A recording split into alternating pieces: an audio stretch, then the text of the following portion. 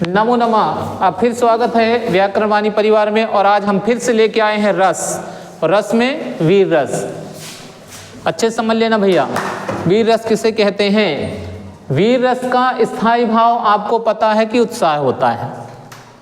युद्ध में जब लड़ाई करने जाते हैं, विपक्षी दूसरा जो व्यक्ति रहता है को देखकर जो वीरता का भाव पुष्ट होता है, मतलब उत्पन्न होता है, उसे हम वीर रस कहते हैं। याद रखना, वीर रस तब बनेगा जब आप वीरता दिखाएंगे। और वीरता केवल युद्ध में दिखाई जाती है।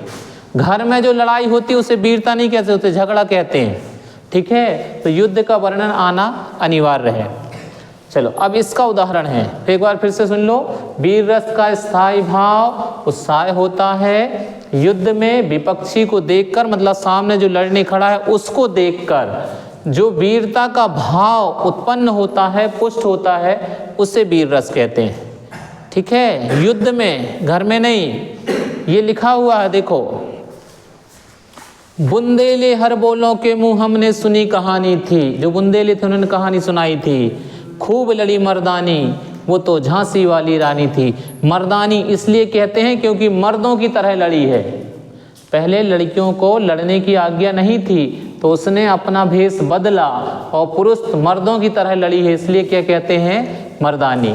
ठीक है, अब एक बार बोल के देख लीजिएगा, है ना। बुंदेले हर बोलों के मुंह हमने सुनी कहानी थी।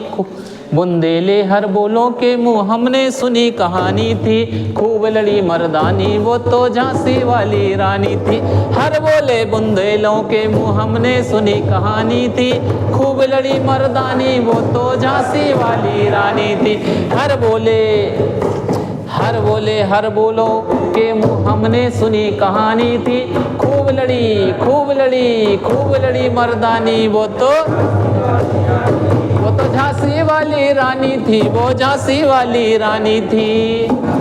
दोहराना है आपको ना, फिर से। बुंदेले हर बोलों के मुंह हमने सुनी कहानी थी। खूब लड़ी मर्दानी, वो तो झांसी वाली रानी थी।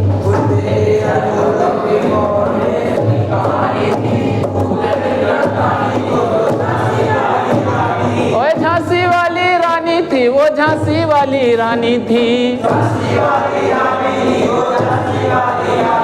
ओए बुंदेले हर बोलों के मुंह हमने सुनी कहानी थी। खूब लड़ी मर्दानी, वो तो झांसी वाली, ओए झांसी वाली रानी थी। सुनते रहिए, याद हो जाएगा। मस्त रहिए, खुश रहिए, प्रसन्न रहिए।